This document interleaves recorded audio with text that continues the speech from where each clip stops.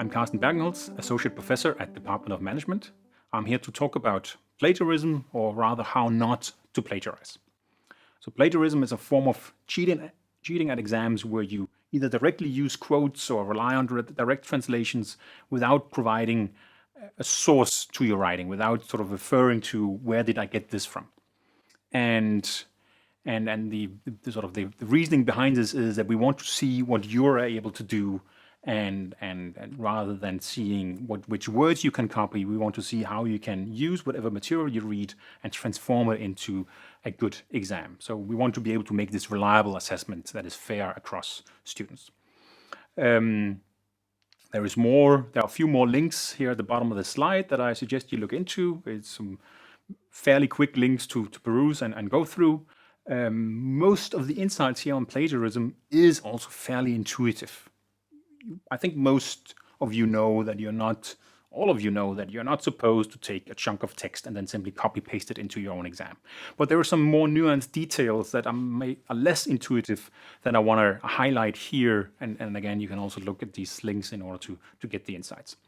Okay, so just again to make it clear, plagiarism is this activity where you directly use someone else's writing without referring to it or imitate it in some way. So it could also be that you might use your own words, but you very, very directly reuse the structure of someone else's writing, and the structure provides the idea and the basis for whatever you do. And then you're also supposed to refer to the sources.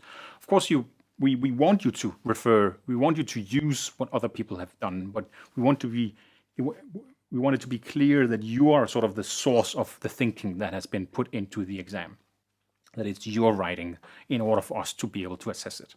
So that's just to provide the background reasoning for what plagiarism is, but also why do we actually care about it? Why is it important? One of the details that I want to highlight is that plagiarism can actually also happen if you directly use the group notes that you might have produced with people in your group. So let's say you are 3 persons and you've collaborated on producing some group notes, and maybe 2 of you actually end up using these group notes in the exact same way in the exam. So this would mean that there are 2 exams that have the same text, which is not a good thing, which could make the automated system that we have pay attention to this.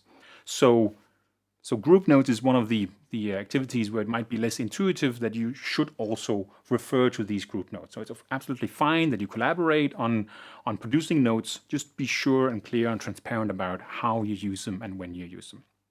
So that's actually also one of sort of the 3 main kinds of plagiarism that we then see, is exactly this, referring to common group notes.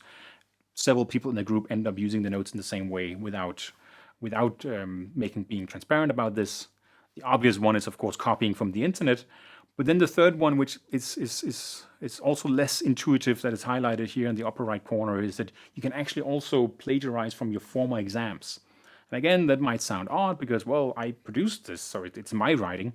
But it's still the same point. We want to be able to see what you've produced for this particular exam, and one is not supposed to produce the same thing and just reuse it across exams. So it could be that you have an exam from the 2nd semester that is relevant for the 4th semester, or it could be that you have a failed exam that you then want to reuse stuff from. But again, this would pop up in our system. So just do pay attention to these things. And here there is a list of principles sort of to abide in order to ensure that you're not unintentionally doing anything wrong. Of course, the direct quotes. If you use something directly, use some kind of quotation marks, italics, or in other ways, just make it very clear this is a quotation. If you, to a very high degree, are relying on someone else's thoughts, which is always a good thing, just be transparent about it, refer to them. And this is not just about textbooks and articles. This is about slides and notes, etc., all kinds of documents that others have produced and have been handed in somewhere, somehow. And as mentioned before, just to reiterate that, also your own former exams. If you're in doubt, why not just do the reference, be transparent, and then there's sort of no issue with this. What I've been talking about here is a very general take on it that applies to your bachelor degree or your university studies in general. But you will also, when relevant, you will also hear your teacher talk about it in organizational behavior. You hear some more specific principles and examples.